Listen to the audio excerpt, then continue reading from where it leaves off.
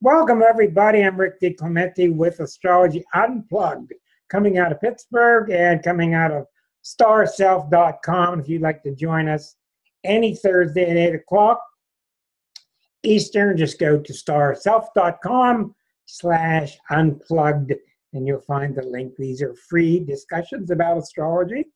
And each week I sit back and kind of wait until Spirit moves me as to what subject will be tonight. And this one's been brewing with me for a while, and I keep a little notepad of future ideas. And the one that hopped off the paper this week is, why do these people in the zodiac have bad reputations?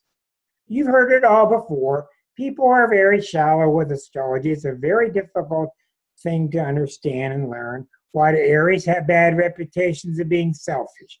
Tauruses are being boring. Geminis are being shallow. Cancers are being too sensitive. Where do these things come from? Well, this is why. Let me get this book out here. She's sitting right next to me. This is why Liza and I wrote this book, The Exquisite Zodiac. And it's free if you want it on the website. You can buy the book, $9.99. You can buy Kindle, $4.99. Or you can go to my website, starself.com, and get the book for free in a PDF format. So it's really, we really put our nose to the grindstone. It took us 3 years to write it. And the thing that's exceptional about it, it's about drilling down into each sign. What's really ticking? What's really going on? Why are these goats the way they are? Why are these bulls the way they are? Why are these wonderful Virgos the way they are? And what you're going to find, and I'm going to go through all 12 signs tonight, and I'm going to talk to you about, and you've heard this before, I'm going to try to make it very clear. In almost every case, a sun sign, we're talking about a sign. So let me explain. You could be a Leo, and we're going to talk about Leo. But you might be a Leo with 5 planets in Virgo, which is very common. So you would listen to Leo, and you would also listen to the Virgo part. Most people have about 5 signs in their chart. Almost everybody has 4 signs real strong, or 5. Very few have 3, very few have 6. Almost everybody has 4 or 5 signs in their chart. And usually your sun sign is the dominant energy. So these are the signs themselves I'm describing. So if something bruises your ego tonight, I'm sorry. I'm not trying to upset or badmouth a certain sign. I'm trying to explain the sign's archetypal nature. So when we start with Aries, you got to remember what Aries is. Aries is the first sign, and it's so simple that you can't even explain how simple it is. You explain it better by going on through the zodiac, becoming more complex, and then when you look back at Aries, you can see its utter simplicity. Aries people love life. They love the adventure of living.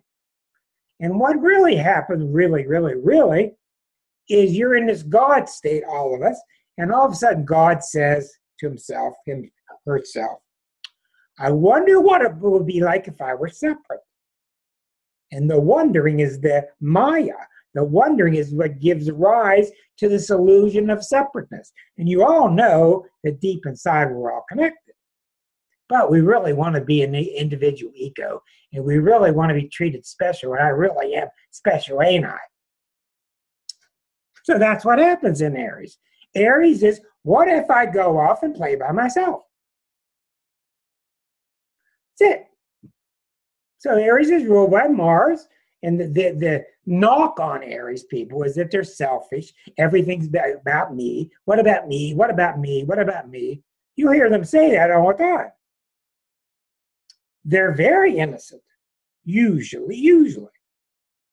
Very innocent. They have a very wide open eye look, very innocent looking face, very prominent forehead, prominent nose, because they're out front like a hood ornament.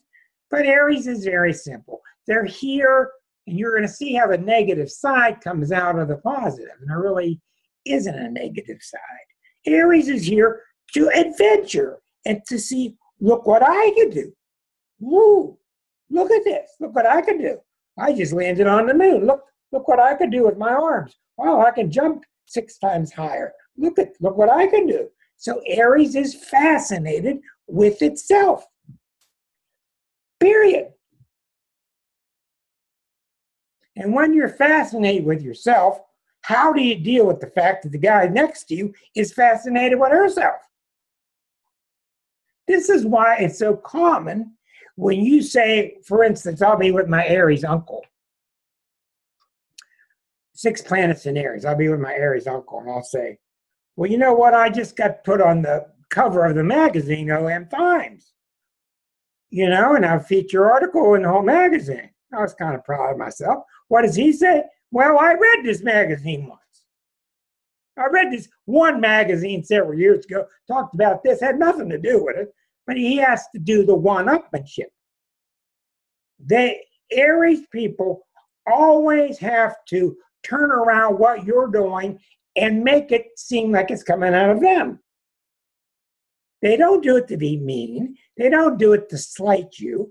They have this one-upmanship that's just built in, and there's really a small O and a big O. There's a small one-upmanship, which is kind of harmless, and then there's this big O one where they do have to one-up you, and it gets very irritating, and they are a pain, and they do have to go.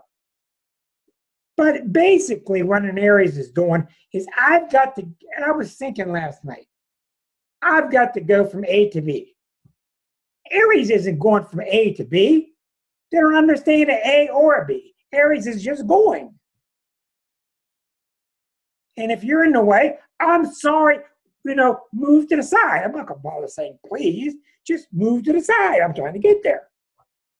They're not trying to be rude. They're just trying to get there. And they're just like Rocket Man. They got the rockets on the back and they're just flying and they got to get to the next adventure. Well, after a while, if they're not careful, they can become blunt. They can become rude. And the secret to dealing with the Aries is stop and fight it out with them. People take it too seriously. The Cancers are hurt. The Pisces are hurt. When an Aries is fighting with you, start fighting back. It'll be over 2 minutes and they're over it. Because it's not that big of a deal. They'll just take another direction. But they're doing it to have adventure, to discover what they can do because they are enamored with themselves. Does this make sense to anybody who has Aries? Anybody see that? Okay. But the negative side is about, what about me? And, well, a lot of times people can put up with it. A lot of times it becomes so much what about me that people leave. All the signs have an obnoxious side, and it's usually from using the sun sign too much. So as you see in the exquisite zodiac, the next sign is propelled out of the first sign. Each sign transforms into the next sign because each sign gets to a stage where it can no longer be itself. And each sign is quite different. Hi, Angel. Each sign is quite different. It's remarkably different from the sign before it. You go from a fire sign to an earth sign, and now you're in Taurus. Taurus is urge. These things are deep inside, these urges. It's to settle down and to lock on and to anchor yourself. John, our good friend who's on the show, my assistant, is a Taurus. You can feel with him, he's very anchored. He just got his PhD. He's just applying to be a principal. The guy's going to be a fabulous principal because you're going to go in his office. You're going to feel very comfortable. You're going to sit down and get down to basics. So Taurus says, you Aries can't just keep flying around. You got to get some kind of basis to you. You got to dig in. You got to dig in, which is why I believe Taurus is ruled by the earth. When you dig in and when you make a seat, the next time you come back to the campfire, you're going to sit in the same seat. And the next time you come home, same dog, same shoe, same paper, same Archie Bunker chair. Not because you can't handle change, because you're comfortable. Tauruses, you wait. Now, all of you, Tauruses invite you in the house. First thing they do, can I get you comfortable? Would you like to sit here? Let me get you something to drink. How about something to eat? They get you nice and cozy, then they leave. Their job is to get people anchored. All right. And they get this reputation of being boring, probably the most boring sign of the zodiac. They get this reputation for resisting change, being rigid. What do you think the number one energy in all these idiots in Washington, D.C., idiots, the number one energy in these people's charts? When you study all the congressmen, they have a lot of Sag in them, yes, because that's what gives them political intrigue. But it's Taurus. They have, if you watch McConnell and you watch Pelosi, they have tons of Taurus in their chart. That gives the ability. Pelosi's this Aries with all this Taurus. She just digs in and holds her ground. McConnell is a Pisces. He's got more Taurus. He just digs in, and that's why they got staying power. It's the abuse of the energy, but that's why they're selected. So then the energy, if you will, the book talks about this mythical soul who's traversing each of the 12 signs at one level, the greater soul. No sign's better than another. It's just symbolic. The Taurus runs out. The Taurus can't breathe anymore. You just can't stay in the same garden every day. The Hobbit can't stay in his hole all the time. Eventually, the Hobbit's got to come out and go shopping. He's got to eventually come out and go meet other Hobbits or other elves, etc. Life happens. And so the Gemini sprouts, and the Gemini is all about, and each sign becomes more and more complicated. It loses its airy simplicity. Gemini, ooh, look at this. Ooh, look at that. Ooh, look what I did. Ooh, I got to get over that fence. Got to get over that fence. Ooh, I don't want to stay here and get over that fence. My mother was a Gemini, bugging the family till we got to the party. Will you get ready? And we get to the party as soon as we sat down, bugging the family to leave. Let's get there. Let's leave. Always living in the future. What's their negative side? That they're shallow, that they change the subject, that they're evasive, because they are. They're evasive. But why are they evasive? They're evasive because they don't want you to drag them down with too many details. I just discovered this widget. Look at this widget. I just discovered it's neat. I'm going to tell my friends about this widget. Okay, but I don't want a 6-hour course in it. Let it go. I want to go discover other things. So that's why Gemini stays on the surface. Stays on the surface. They don't want to go deep. They consider that boring. That holds them down. That's the Mr. President, that the guy that's acting president now in that White House. That's why they say he won't read something unless it's got 9 bullet items on it. And the rest of the time, he's just trying to BS you, which everybody knows. But that's why. Because, now here's one of the interesting things about Gemini. When you talk about the negative side, and this is really close to the positive side, on the positive side, one thing is just like another, which is why almost every Gemini uses the word interesting in almost every sentence. They use the word interesting. And you think about that. What are you saying when the world is interesting to you? Oh, you're bleeding, I see, from the bottom of your leg there. That's interesting. Well, I just saw an ant crawl over to that piece of bread. That's kind of interesting. Everything has equal value. That's what Gemini is. It's not here to evaluate which one's more important. It's not here to weight things.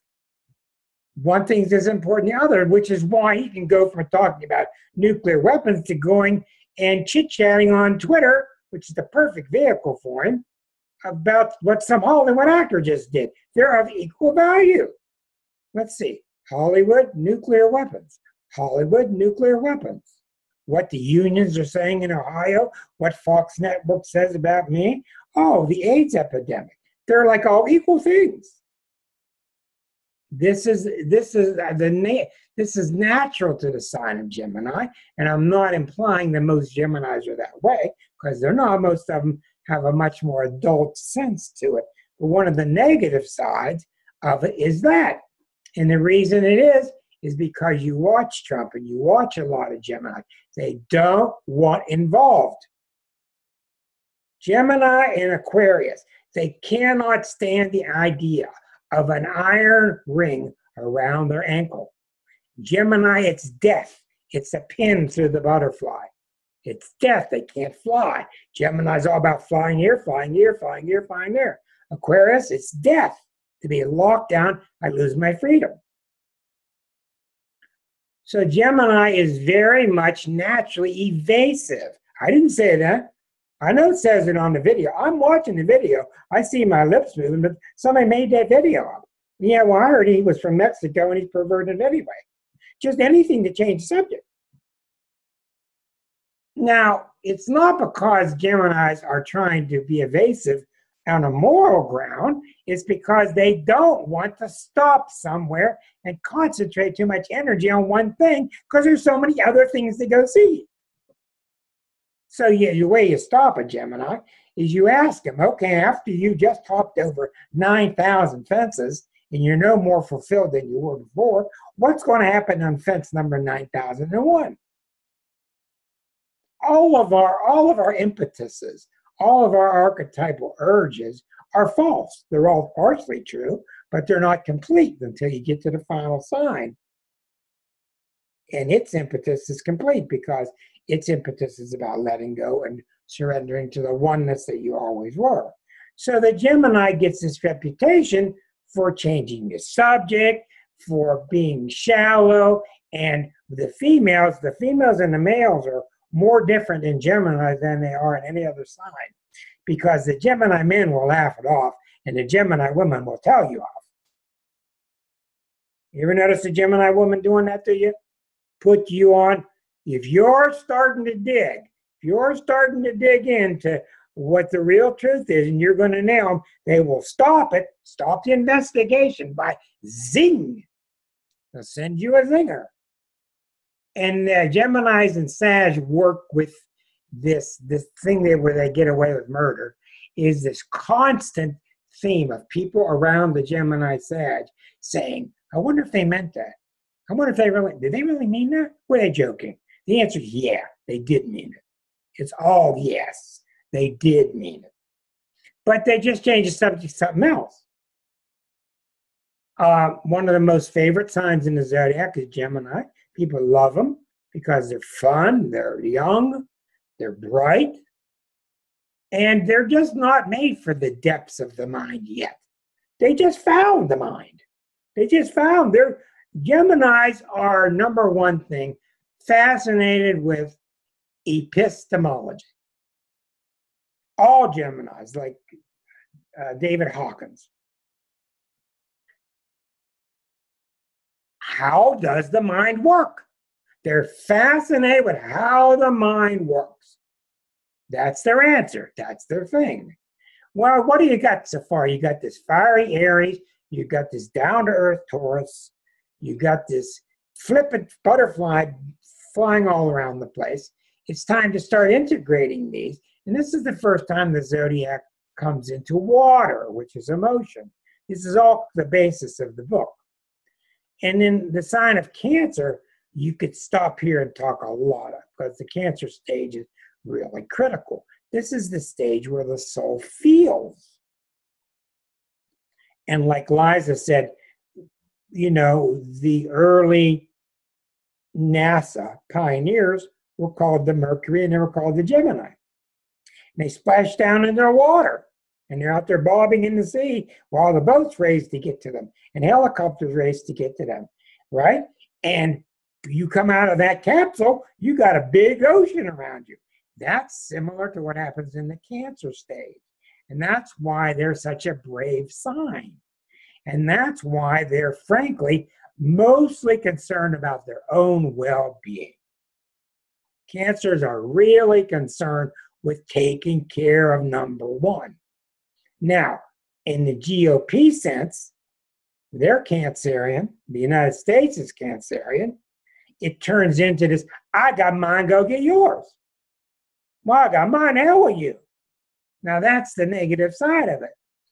But we ran into a major boulder writing this book when we got to Cancer, because we were dancing right along fine. We got to the fourth sign of Cancer, and we started to think about Cancer as the mother.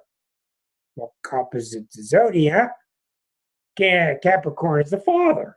Then we started to think, how can Cancer be the mother when the self is still being born? And theoretically, the self is being born all the way through the sign of Leo and perfected in Virgo. So we realize very much, and the whole book needs done on this, that Cancer has a dual nature. You all notice this. Look around. How many times you see some woman 85 years old, 95 years old? He's my baby. He might be 75, but he's my baby. That's my baby. Give me that dog. Give me that puppy. Give me that kitten. That's my baby. So the mothering sense is definitely Cancerian. But the problem with Cancer, and it's so vast that I would venture to say that the problem that comes from Cancer is probably the most severe problem there is in the zodiac. And here's why. Because the mother is feeding you with I love you at the same time the mother's using you. I love you, but I'm using you. Which one is it? Well, I'd rather have a mother that slaps me every time I see her than one that kisses me and then slaps, then kisses, then slaps. And most humans are that way. Most humans are kissing and then slapping. So what Cancer's known for is manipulation and guilt. That's the negative side. They want you to stay at home. I know a good friend of mine was up and coming, got a big time college all tuition scholarship, and his mama made him feel guilty to give up his future to stay at home. And he did it. So there you see the other side. Well, don't you, the typical Jewish mother, don't you appreciate what 9 months I carry you? 9 months in my belly. So it's that mixture of a mothering, but how many times have you seen it? The child ends up being the mother to the older one. You see it all the time. I just had a call tonight. Mothering issues and the mothering abuses are one of the most common problems in the zodiac, because you can't go be yourself, because there's this constant sense that you always got to go back and take care of mama. It's called codependency. The number one killer in astrology is codependency, period. And when you break it, everything goes right. When you break it, everything goes right. Now, it's understandable, because if I'm holding on the life raft and you swim away or you get taken away with a helicopter, what's that say about me? I'm back here by myself in this ocean with this life raft. You can understand it. You can understand it. Very tough stage, because the Cancer's growing and emotions are getting richer, and the Cancer is getting the self to the point where it can have a child, it can love, it can see the other properly. Is this making sense? Okay. Just under the surface, you may not like this, but I'm getting older and I really don't care. Just under the surface of the skin of a Leo, just under the skin, is a Cancer. And they don't want you to know it. And it's normal. In Leo, the limelight, me, oh, the glory on stage. Well, what it's really about is here's the problem with Leo, the beauty and the problem. Leo's gift is with fixed and fire. They're given the sense, Cancer's sense is, oh my God, I'm going to be abandoned. Oh my God, I'm going to be abandoned. Oh my God, I'm going to be abandoned. That's America. That's how they manipulate us. Leo senses, you're not the problem, it's them. Well, that's a hell of a jump. It ain't me, it's them. But what it turns into is I'm always right. You're always wrong. And I'm not going to mess around with you. I'm going to let you know the truth. If you got the wrong Leo around on the negative side of Leo, they feed off of making you wrong. They feed off of it. There is nobody that has jealousy in the workplace more common than a Leo. Because they're thinking of stuff no one else is thinking of. I discovered writing the book, my God, the Leos think the world is finite. There's so much love. There's so much applause. I can't give you 0.1 because I want 9.9 or maybe I want 10. But what's really happening is the Leo is gaining confidence. It's not my mistake. I'm really not weak. I'm really gaining strength, aren't I? That's why they want the limelight, to shine on them, see how good I'm doing. It's like the teenager starting to drive the car, comes home, parks the car safely. Hey, I'm getting somewhere. That's what's happening in the sign of Leo. But the problem, as I told you many times, is are you learning by kudos and you're rubbing yourself and you are congratulating yourself and growing in confidence, or are you just sucking it?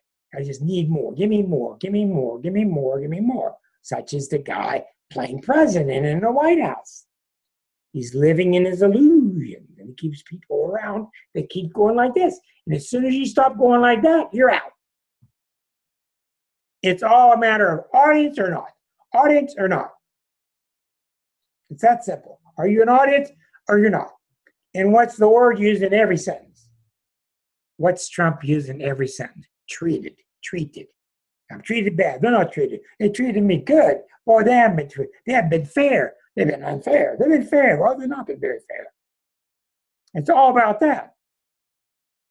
So the Leo needs, when the Leo is acting properly, then the Leo is expressing itself. They're very creative. They're very strong. They're very loving. They're getting lots of attention. They're getting lots of limelight, and they're growing in confidence. When it's abused, they can't get enough. They can't get enough, and then they start getting jealous about you got 0.1 over there or 0.2, and I need more than that. And Leos project all the time onto the other that the other one's doing what the Leo's really doing. So what's really happened is that the soul's trying to grow past that state of hypersensitivity that was the state in Cancer, just like a teenager does. And one day the teenager gets in the car and drives away, and they'll drive away pretty confidently. So the whole thing with Leo comes down to one item, really. Are they or are they not able to transcend okayness? Do they need to continue getting validated by someone outside of themselves? If that's the case, there's no hope. Once they finally learn, I can validate myself, then they become more complete and whole and ready to go on into the next sign of Virgo. If they're not, and they're constantly addicted to the audience, like Trump is, then they end up living the lie. And it can be a pathetic existence. But it's all based upon that sense, I'm not wrong, you're wrong. It can't be me, I'm not wrong. De Niro, Robert De Niro, hey, you talking to me? Huh? You're talking to me? That's the Leo sense. You don't talk to me that way. Other signs of zodiac are, what did I do? I didn't mean to do it. Not Leo. You talking to me? Cocky, strong self. So here comes Virgo. Virgo's had enough of all of them. Virgo's sick of it. Virgo is, they're not going to tell you, but they're just sick of this whole mamby-pamby ego game. And that's why if you're around these wonderful Virgos, Susan Ferguson, these wonderful Virgos like you, you're quite different than most, especially the Virgo males. They don't want to hear you whining. If you're going to whine, don't go to your Uncle Virgo, your Aunt Virgo. Well, get your ass back on the horse and quit whining. Let's go. Virgo is about, okay, all right, you bruised yourself, you tried hard. Virgos love people that are self-made. The buck stops here. I'm going to get back on the horse. I'm really sore, but I'm getting back on. They admire you, buddy. Go do it. But if you're, oh, I didn't mean to, and now they did this to me, and oh boy, they just want you out of the way. And Virgo is a very proud sign. It's very strong. It's self-made. It kids itself into thinking that it doesn't need kudos. It kids itself into thinking that it's not critical when everybody knows they are. So what does Virgo do? They notice what's wrong and they fix it. What's wrong and they fix it. And I wrote in the book, you talk to a Virgo about what's wrong and the next day it's fixed. I'm talking about a human quality. Humans don't fix themselves overnight unless they're a robot. And that's what happens to too many Virgos. They become robotic. What am I supposed to do? I've talked to so many relationships where the woman's having trouble with the Virgo male. And he just says, well, come on, put it on the table. What do I need to fix? Like a pipe. You don't fix it like a pipe. Humans don't work that way. But Virgos don't do well with emotion coming up and through. Emotion coming up and through. Emotion is for the sissies. I can't be dealing with emotion. That's messy. It's unruly. I can't deal with that. I wrote a wonderful article about 4 years ago, to my surprise, because Neptune has been hitting Virgos very strongly in the last 10 years. I wrote an article called Virgo Women Are Doing Really Well. If any of you are interested, send me a message. I'll be glad to send it to you. And I've been surprised at how well the Virgo women, most of my clients are Virgo women, are doing with getting rid of their perfectionism, stopping judging themselves in terms of how productive they are, allowing themselves to flow more. Allowing themselves to flow, and they're really doing well. They're adapting well. And I learned Virgo is a goddess energy. And there's no coincidence that the goddess looks like the Virgin in astrology. The Virgo men have a lot tougher because they're at the workshop, they're working late hours. Everything about Virgo men is judge me by my work. Judge me by my wood cabinet I just made. How good is it? Okay? Well, unfortunately, nobody's judging you, and that's not a way to pass anyway. Because you're trying to chop out the emotional, you're trying to chop off half your brain, the right side. Virgos men don't deal well with emotion. Some of the nicest people you ever meet, and some of the most frustrating marriages, because they just can't fix the problem. They will not go see a therapist. They certainly won't go see an astrologer. Those quacks. Good-hearted people, very pure, very caring. So the big thing with Virgos, I had one today dealing with Virgo issue, is the big thing I do when I'm approaching a Virgo energy is I try to take the panic out of it.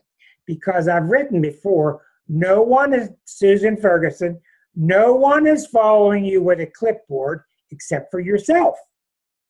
When you told me, oh, I missed the last 2 meetings, well, I don't have a clipboard and Susan Ferguson missed the last 2 meetings. I don't care. Come when you want to, honey.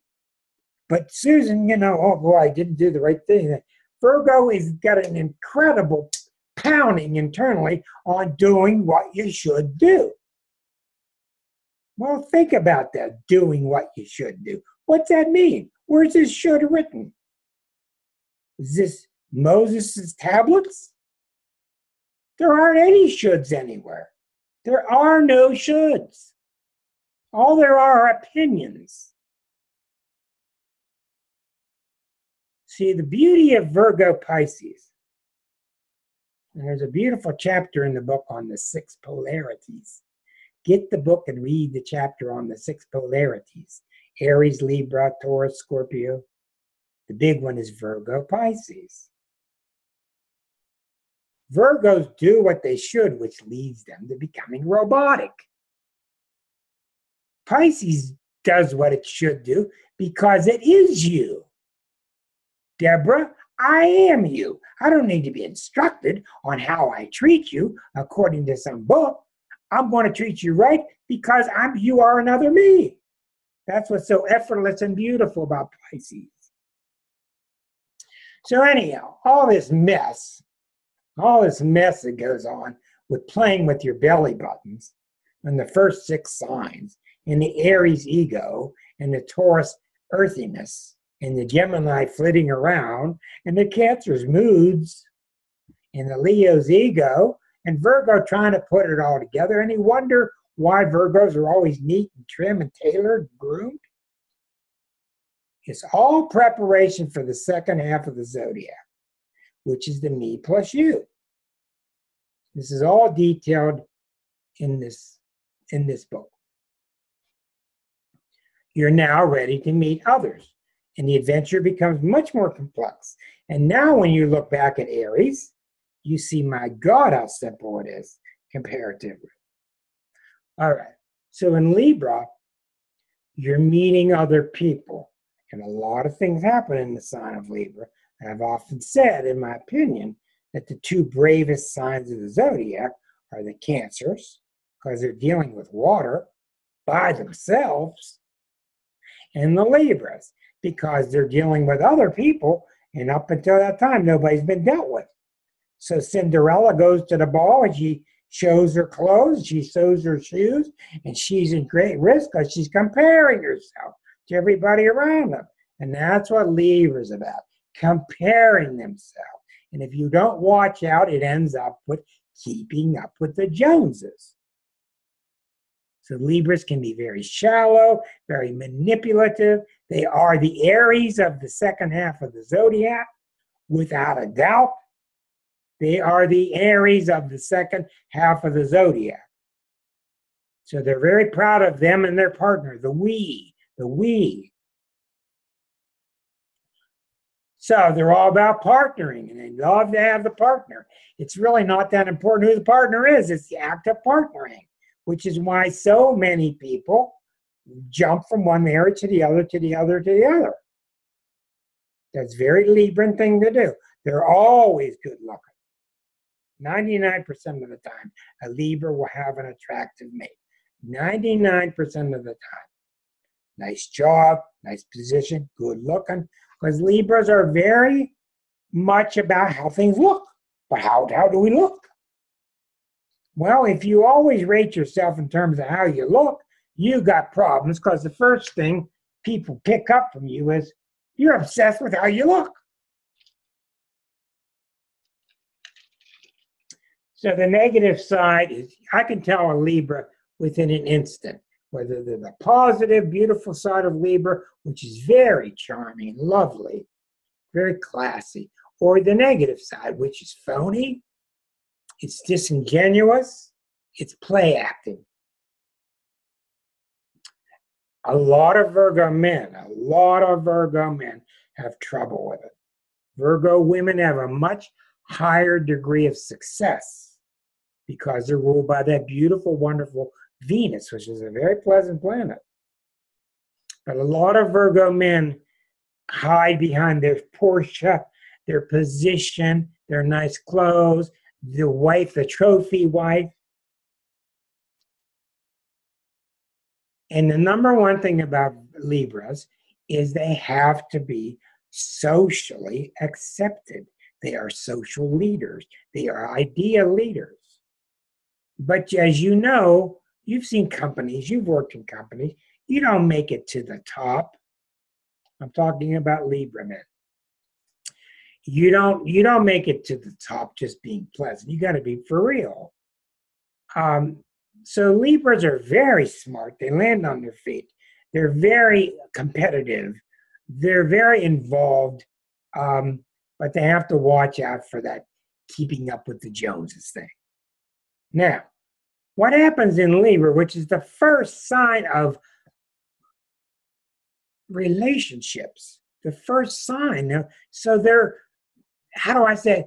Libras are always more capable than they think. They always think they're weaker than they are, because the mistake they make, especially the women, is they overcompromise. They bend over too far. They give in too much. When there's a problem, the Libra says, well, maybe I need to give more than 51, 52%. Maybe I need to give 60%. Well, I have to teach Libras that you need to activate the Aries part of you and give 50. And period, 50. But it's not their nature. So it's very hard with people with Libra, with Scorpio, with both.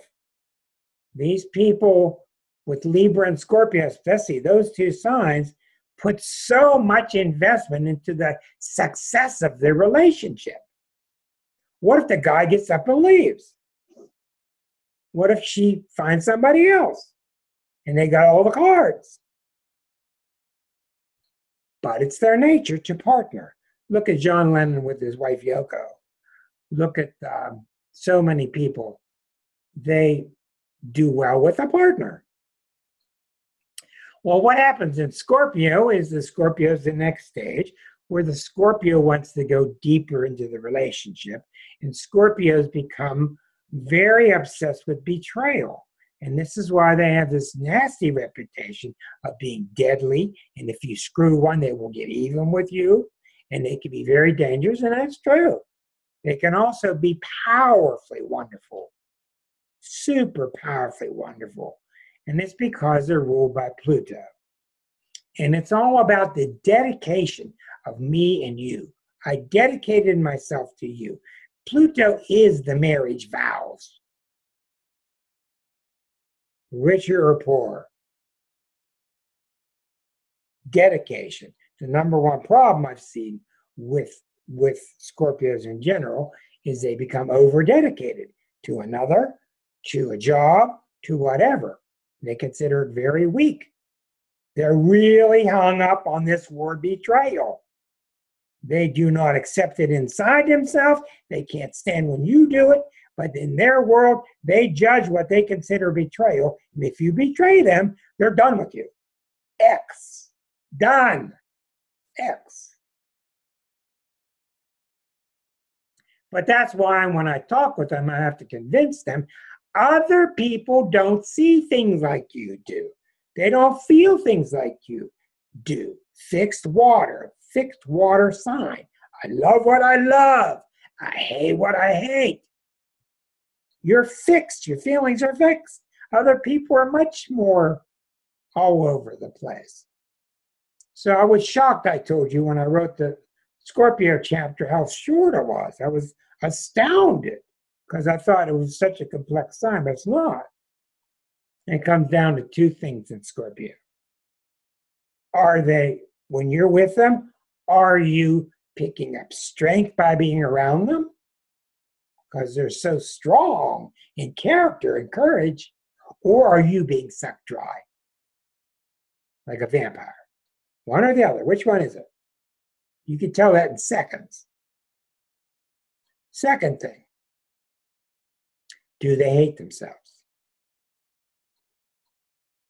If they hate themselves, get out. Get out now. Get out of the way. Because they're going to hate everybody else.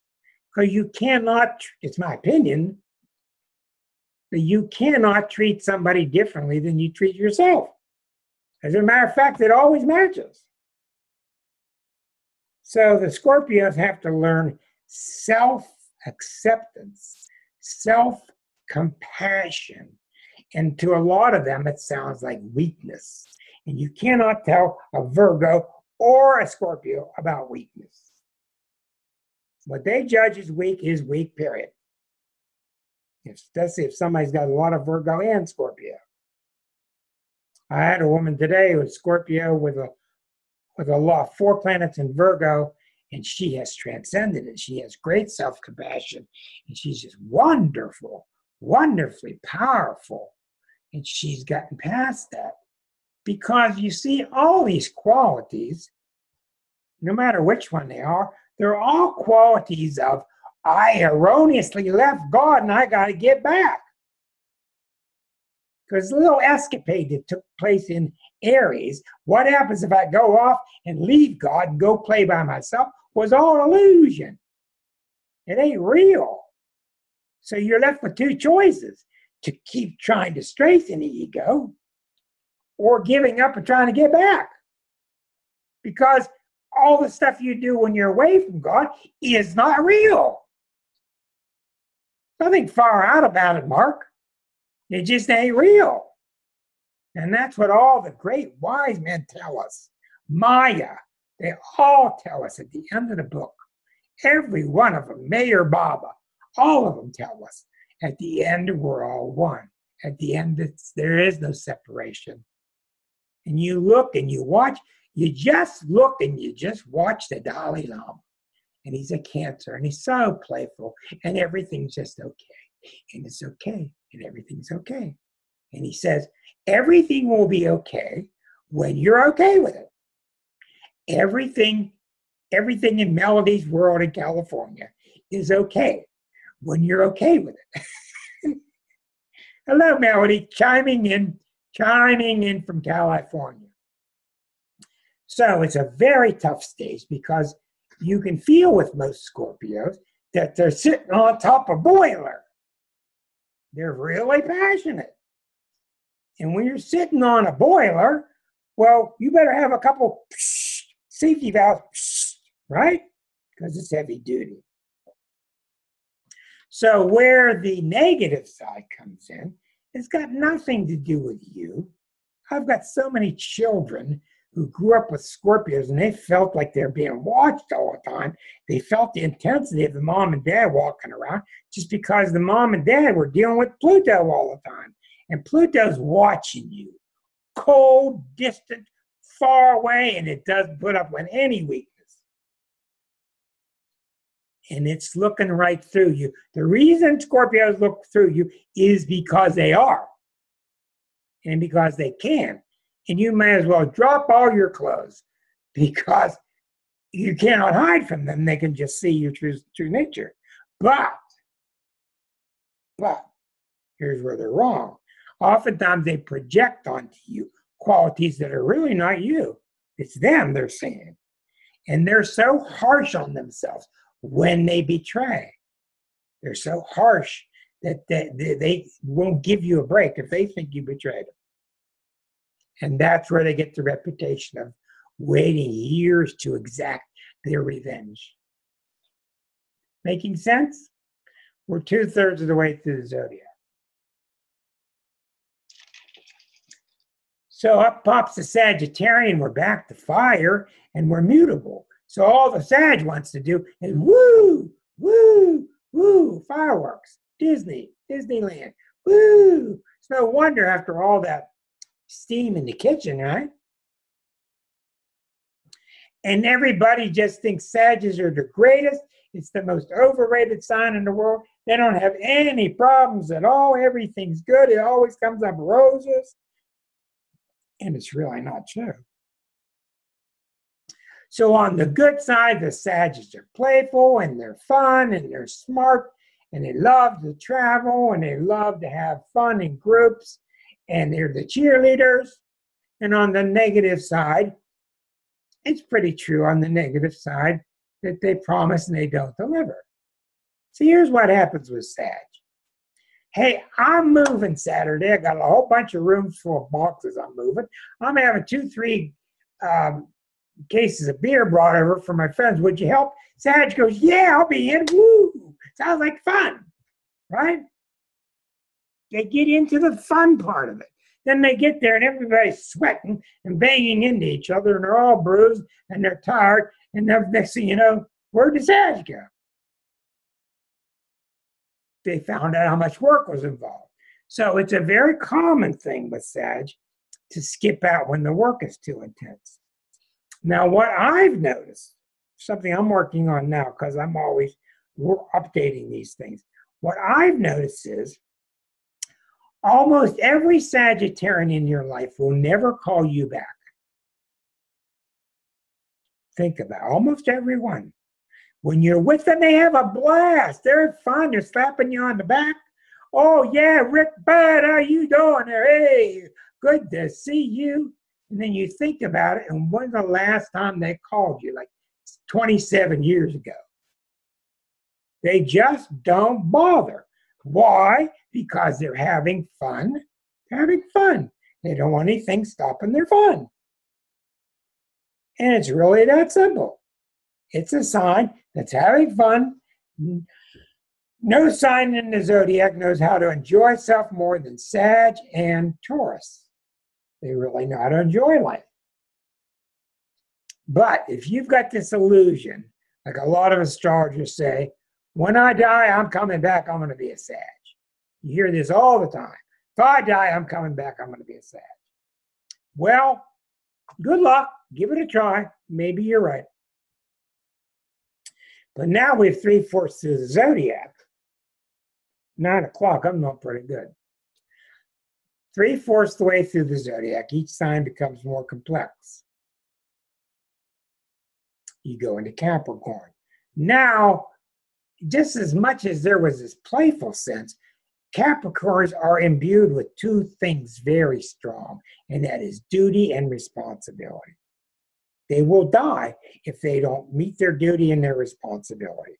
They're dutiful and they're responsible. I gotta make it happen. You want something to get done, you hire Marcia Bud. Marcia worked for years on Broadway, and I will guarantee you, I don't even know what play she worked on, but I will guarantee you that when the play went on, you went to Marcia to get the props done, to get the costumes done, whatever it was, it got done, because she made sure. That's just what Capricorns do. The problem with Capricorns is, on the one hand, it's a beautiful sign because it's really the first time in the zodiac that the soul starts to think of others in a bigger sense. And that's a big, beautiful thing. But on the negative side, the Capricorn obeys too easily. It conforms too easily. And it comes away with this illusion that this is the right way to do it. And you hear Capricorn say all the time, this is the only way you can do it. You can only do it this way. And they're the ones in the corner with a paintbrush. Very dutiful, self-defeating, self-emasculating, very underrated. They got great sense of humor. They're much more evolved than you think. They're much bigger and broader than you think, but they always have a personal sense of they've got a rope around their neck of some kind. They volunteer to hold themselves down. It's a tough stage being Saturnian, and this sense of I must make sure. That's what I do, is I do this because I'm making sure. Well, when you're making sure all the time, what are you saying to God?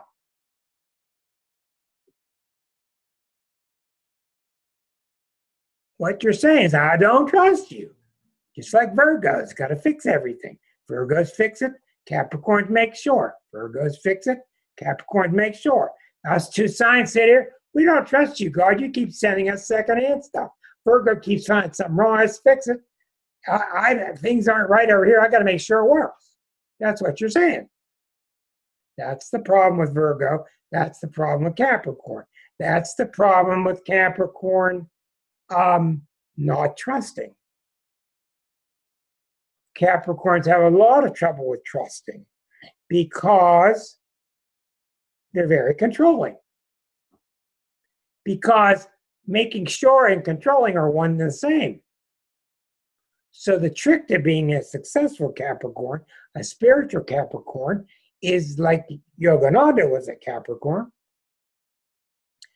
is allowing life to be, but when it comes to you, make sure the best you can, but not panicking about it. Like the Virgo, I was starting to tell you about Virgos, and Virgos have this choice. Similar. Virgos have this choice. Are you going to say, I got to get this done. Got to turn out 5 more widgets today. Or are you going to say, well, I need to get some things done today. That's where I start with Virgo, with work with them. Take the gut out of it, the freaking out of it, which is why they have trouble in the intestinal tract, turning into, well, these things I must get done.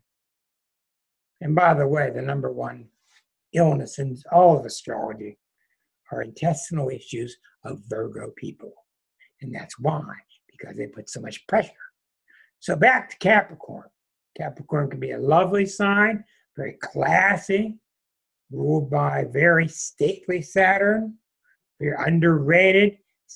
Capricorns, without a doubt, of all 12 signs, have a more unjust image than they should. They're always surprise you. They're looser than you think. They're more fun than you think. They're very controlled. But if you're looking for a Sagittarian, Gemini good time, you're probably not doing well barking up a Capricorn. Melton.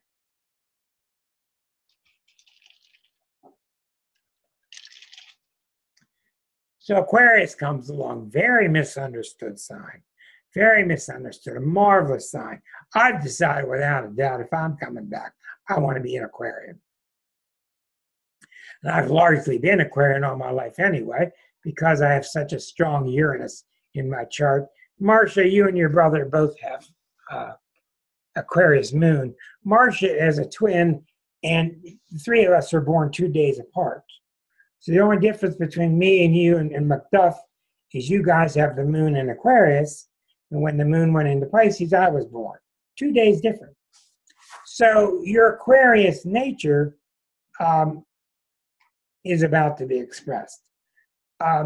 Because of your Aquarius nature, some of the things I said to you about Capricorn don't ring true because the Aquarius has transcended it.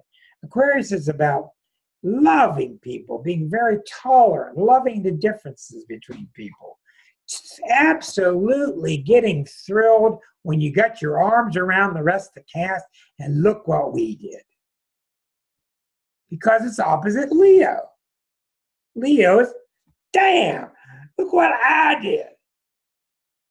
Leo, Aquarius. Aquarius, wow, look what we did. We're going to buy a world of Coke. Right? So Aquarius it's a very tough sign because they get themselves in trouble because they're so fixed air. They got the idea. They've thought it through. Their idea is the best way. I don't need to go to a doctor. I'm 65. I've never been to a doctor. Well, I think maybe you should. Your foot's falling off. But I don't need to go to a doctor. They can be really stubborn, especially the men. But they're really, really loyal. I mean, they are the epitome of the word friend. A real friend. Think of the Aquarians you know. You go back and see one after 12 years, and they'll pick up the same sentence on the same thing you were talking about 12 years ago, and they're right there with you. They're right there with you because they honor individuality. And when wonderful Fred Rogers said, "It's you that I like. It's you that is special," that was a very Aquarian message. Yeah, he did it in a kind of feminine way, a very gentle way, but it was really a strongly beautiful message. Yes, it's you that I like. Yes, you are special. You are unique, and it's okay. So that's a beautiful thing about Aquarius. The difficult side of Aquarius is they're definitely aloof. They love to leave. They love to pick up and just go. Because they're hyper vigilant, hyper scared about being trapped. And a lot of times their fear is unfounded. But they're so much into my freedoms that it can curb a lot of the natural responses. Usually they don't have too many problems, but one of the problems they do have is they can be really flaky, they can really not make sense, because Aquarians will entertain the weirdest of ideas, and they may not have enough Taurus in their chart. Ability to take these ideas and centralize them and plant them and incorporate them inside themselves. So they go out there, woo! I've seen that a lot of times with Macduff. Macduff says things to me, and woo, where'd that come from? Where'd that go? And that's just how it is. But they understand at their dimension, they can't take the time to slow down to explain it all to you. And what are Aquarians doing? What are they doing at all times? They're putting the big mental picture together. They're putting the big mental picture of how it all fits together. And that's where their problem comes in, because you might have a piece to the puzzle that fits a lot better with what they have, and they don't want to consider because they become closed-minded. So Aquarians have this weird thing. I call them contrarians. They're closed-minded, yet they're open. They're rational, but they're irrational. They're advanced, but yet they're backward. They're slow, but they're quick. They love to exercise the duality of life. They love dealing with the opposites in life because they're masters of it. But the ultimate problem comes down here.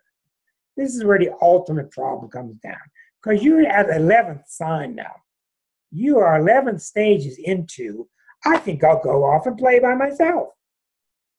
Well, how's that worked out for you? At the very best, somebody is content with their life, had a nice life, smooth death, good, happy marriage, happy grandchildren, dying, have no idea where they're going to go. Almost everybody you talk to about dying, at least up until recently, I just hope that I will be seen as having lived a good life and I was a good person, which is kind of noble, but it's got nothing to do with truth. And the truth is that you are God, that you are everything, and you need to return back to where you really are. So that's the real tough one, because the Aquarius is the result of all these wonderful things having happened, transcending for 11 stages, transcending other people's needs, other people's opinions. I'm independent. There are so many Aquarians that live by themselves, that never got married, and they're just fine. But even them, at some stage, they can't stay in the mental world forever. They got to get into the emotional world. And the emotional world draws you back, and that's where the individuality that you fought for has to go. That's the final gift that you got to give to God, because that individuality is the very thing that's keeping you. Oprah's very Aquarian, yes, and she's also very Scorpionic. Yeah, Oprah's very, very much that spirit. But in the final stage, the individuality, which is the problem itself, has to be given away, and there comes the Pisces. And talk about misunderstood. This is the sign that's misunderstood. Oh, they're a bunch of weak drug addicts. You can't depend on them. They have no backbone. They're listless. And it's just not true. The problem with Pisces is they don't understand what they are. They don't have any basis because they're so non-like the other 11 signs. And so what do all Pisces want? They want to be left alone and need to be led near the water. Let me live near the water and leave me alone. I love dolphins. Let me live near the water and leave me alone. They can't stand confrontation. They can't stand battling because they don't have a sense of self from which to battle. Yes, they're the last one chosen at kickball on the playground because they don't have any idea what competition means. They don't understand it. Which is why I thought it was very wise. Which is why the title we put on the chapter, the Pisces chapter, was, isn't it? Aren't they silly? Aren't they being silly? That was the chapter title. Not are they being idiots, not they're being too critical, not they're this or that. We realize we're all in the same family, we're all one, but sometimes you guys are just being silly. That's the beautiful spirit of Pisces. It comes down to, and this is what the exquisite zodiac means. in one sense. When you do the dance between mutable and fixed and all these different qualities that the signs have, you end up on the final sign being mutable water sign. And that means all they want to do is give and exchange love. They want to give love. Well, what they do is they open the doorway to getting used and abused and trampled on.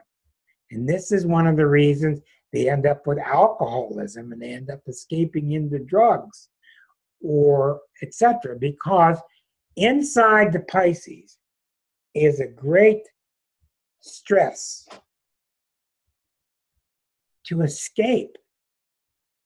But what's really going on is they're trying to escape this illusion of selfness to get back where it's so blissful. And unfortunately, too many Pisces don't get taught properly. They don't have the right role models around or the right social context around, and they just want to go off by themselves, and they end up working on some beach somewhere and putting two and two together the best they can. But what the Pisces stage really is about, it's the really super advanced stage of letting go of the myth of individuality and returning back to the sense of oneness. When you listen to all the Beatle music, you could see the Pisces message when you listen to the songs that George Harrison wrote. Paul's up there ding-donging around with Uncle Bill or whatever, right? And John's up there with all these real intense social problems, right? And Ringo's over there bouncing along with his little happy country tunes. But the Pisces George was talking about within you and without you and the deep rivers that flow between us all, especially in his album, All Things Must Pass. So I hope you enjoyed that. That was the story really of how the signs, the weaknesses or the dark side is really the misuse of the positive side. And sometimes your chart can have a propensity that's so strong in a certain way that it can lead you towards abusing it. In most cases, when you are in trouble, you will run to your sun sign. A Libra will run to being diplomatic, to being fair, smiling, being charming, let's talk it out. An Aries will run to put my head down, ram ahead, force myself on, let's go. A Scorpio will come back to being dark and intense and passionate. But it gets you in trouble listening to your sun sign. It gets you in trouble all the time listening to any sign or planet. And a lot of times what you need is to manifest the opposite side, opposite sign. So if you're a Taurus, sometimes you're in trouble. You need to start your Scorpio sign to get stronger. If you're a Capricorn, you get in trouble by always doing things properly. Sometimes you need to activate the Cancer side of you, which is to be more emotional and more understanding. So I hope you gain from this. I'm going to say bye-bye to our wonderful YouTubers. Tonight, I think, is episode 72. Bye, YouTubers. Thanks for joining us.